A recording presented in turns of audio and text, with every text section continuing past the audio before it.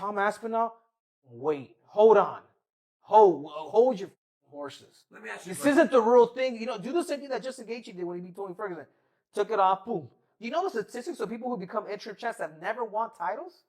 There's only been like 5 out of 20. You're speaking theory. I'm speaking facts. What if Jones doesn't fight him? Then what? Then he can say he's undisputed. They're going to fight. And especially the fact that people are saying that Jon Jones can't do it. This is that drives Jon Jones. Mm-hmm. He wants to prove. He wants to prove, all right, let me stomp on another generation. Mm-hmm. That other generation is that Tom Aspinall generation. Yeah. And that's a whole lot of money, so don't kid yourself. So the only thing I got to say to end it, I'm just bringing tough love to a guy like Tom Aspinall. It's not the real shit. It's not the real. Is Jon Jones about to effortlessly make easy money against Tom Aspinall, or is this the most dangerous fight of his career? Henry Cejudo believes Jones' intelligence will lead to a smooth victory, but is Aspinall being underestimated? With UFC CEO Dana White confirming this epic showdown for 2025, tensions are escalating, and questions surrounding Jones' legacy, fight IQ, and his massive $30 million price tag are more intense than ever. Today, we explore the controversy, predictions, and what this fight means for the heavyweight division. Is faster than Jon Jones. I feel comfortable saying that. Is Jon Jones better than Tom Aspinall skill for skill? Yes, because he has so much more years of experience in fighting guys at a high level. But Jon Jones versus Tom Aspinall, now that's a very intriguing match. I think Tom Aspinall has the speed, the athleticism, and the power to give Jon Jones problems. UFC CEO Dana White has officially confirmed that Jon Jones will face interim champion Tom Aspinall in a title unification bout in 2025. Jones, with a record of 20-8-1, defended his title with a spectacular third-round TKO of Stike Miocic at UFC 309. Meanwhile, Aspinall, coming off a dominant first-round TKO of Curtis Blades at UFC 304, has solidified himself as a formidable contender. Jon is one of those, challenging guys to deal with. And I think that, he's talking about retiring, but will he, if the Aspinall thing is really flying out there? I personally think Jon challenges himself and takes the fight. And I think he does it. What I can appreciate about Gane is the fact that he invested so much of his work to the body to eventually go up. And then obviously Ty's he's trying to catch he's just trying to win at the end of the day. If you have to play possum to land a big punch, then I get it. But Cyril Gane's a real deal, man. He's a real deal. I mean, this dude's a threat for everybody. I immediately texted Jon. I was like, hey, man, watch out for this dude. You have to really plan for this dude. Stipe Miocic, who Cyril Gane is a big threat. And I almost feel like looking at that last fight, he could be a bigger threat than Francis Ngannou for a guy like Jon Jones. Former two-division UFC champion Henry Cejudo didn't hold back on this podcast. * pound for pound *, where he confidently backed Jon Jones. According to Cejudo, Jones' exceptional fight IQ and his ability to control the octagon will make this matchup an easy payday for the reigning champion. He's just bringing more tools. Let him talk. You know what I'm saying? Like, he knows a fight's gonna happen. Let him send that tweet. You know what I mean? Like, I didn't say shit to him. But these motherfuckers respect it. And I want you to realize and recognize that. That's real. I love this fight for Jon. I really do, man. I love this fight for Jon just because everything that Stipe has, Jon is better at. If he was fighting like a Francis Ngannou, I was a little more cautious with that one just because of pure power. And when you have somebody that has scary power like that, yeah, man, like, you know what I mean? Like, it's a strength that kind of overwhelms whomever. You got power, but Francis Ngannou power is different. But with the Stipe fight, I like it for Jon. I really do. I think it's gonna allow Jon to really work on everything, like mixed martial arts as a whole, not just sticking to one base. So at the end of the day, Shmo, I think it's easy money for Jon. Cejudo stated, Jones just needs to press him, stay in the middle, not react, and find his wrestling. But does Aspinall's lateral movement and striking precision make him the toughest challenge Jones has faced at heavyweight?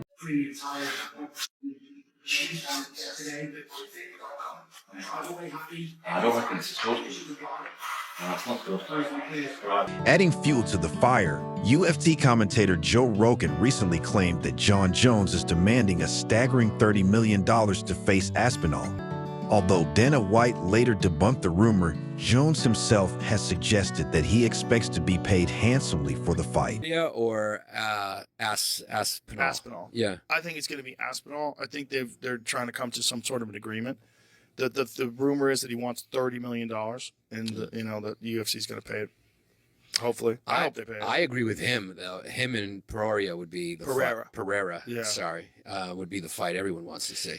Yeah, Perhaps. because he's been so dominant that kid. Yeah, perhaps. I mean, if it's going to happen, they're both 37. It should probably happen soon. But Jon is, the heavyweight champion of the world, and Pereira has challengers in the light heavyweight division. With Jones questioning whether this fight adds to his legacy, is the price tag a strategic move to cement his dominance in the UFC, or a sign that he's not fully invested in the bout?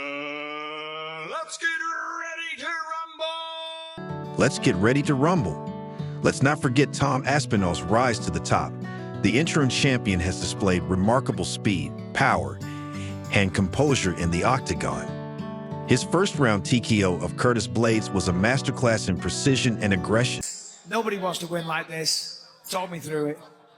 It's almost like we didn't even fight. Like, I wanted to come here and prove a statement. Aspinall's legit. I know a win over him would have shown the world, like, I'm ready for it. Is Aspinall the perfect blend of youth, athleticism, and hunger to dethrone the GOAT?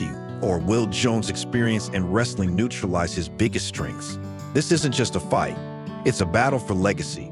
For Jones, a win solidifies his status as the greatest heavyweight of all time. For Aspinall, it's an opportunity to shock the world and usher in a new era for the division. To fought on the same card, me and him. Never met him before, never. He was quite frosty when I met him. Definitely not happy chappy, do you know what I mean? We spent a bit of time together. Obviously, there's a language barrier and stuff. He doesn't really speak English that I'm aware of, at least. We went to did the press conference. We sat next to each other. He was literally, I was here, he was there. Got off the press conference, and my dad said, "Oh, how was it?" I said, "Do you know that Alex Pereira?" He said, "Yeah."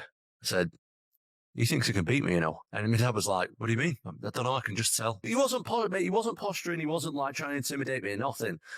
I just felt like he had in his mind, maybe I'm just making it up, I have no idea, but I've never done it with anyone before. And I'm not like that insecure guy being like, "Are you trying to fight me?" I'm not like that at all. When I heard that he wants to move up to heavyweight, I wasn't surprised. I felt like he was like sizing me up a little bit. Saying that, mate, we were 2-3 days away from a fight. Maybe that's just the way he acts. So, what do you think? Is Jon Jones really too smart for Tom Aspinall, as Henry Cejudo claims? Or is Aspinall the one fighter who can end Jones' reign? Let us know in the comments, and don't forget to like and subscribe for more UFC updates and analysis. He's going to know what to do, so I don't think he beats Jon, no. Wow. So, and this is fascinating to me. Are you saying that he has a pattern that if you study him enough, he kind of telegraphs things? Well, you just said that, but Well, I mean, I was wondering if you like, what is the pattern? Everybody has a pattern, right? Okay. Everybody has a fight pattern. Yeah. And then some people disguise it better than others. The simple fact is the way Tom, the way that he comes in and fights, he doesn't have a pattern that's somewhat easier to find, where he comes in and strikes. And I think you know what we're talking about. Yeah, yeah. So, a lot of things come with that. It's disguising your pattern. It's, throwing fakes here and there before. But when he comes to attacks, he comes in and attacks. It's 100% full. Jon Jones versus Tom Aspinall.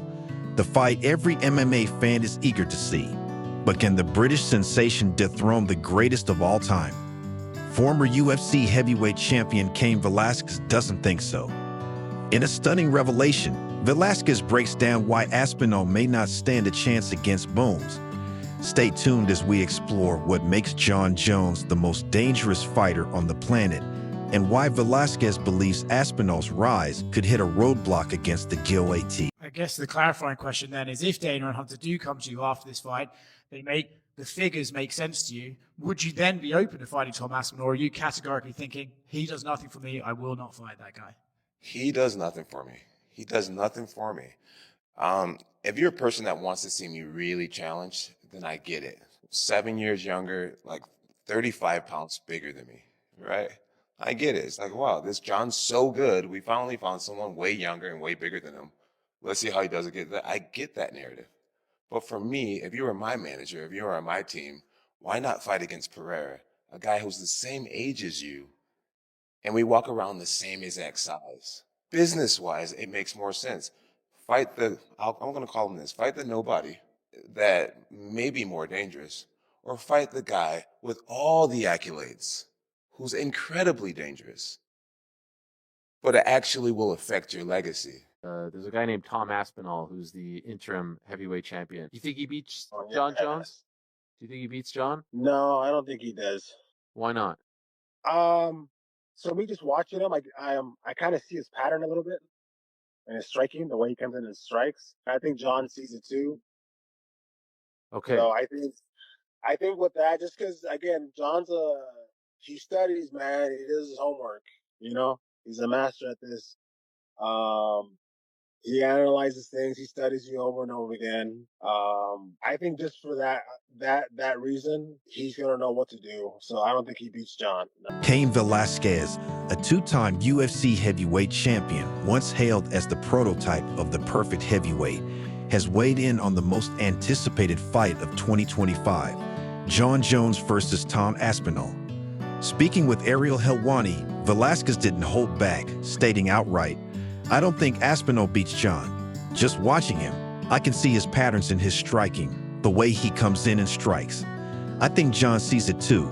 Jon studies, man. He's a master at this."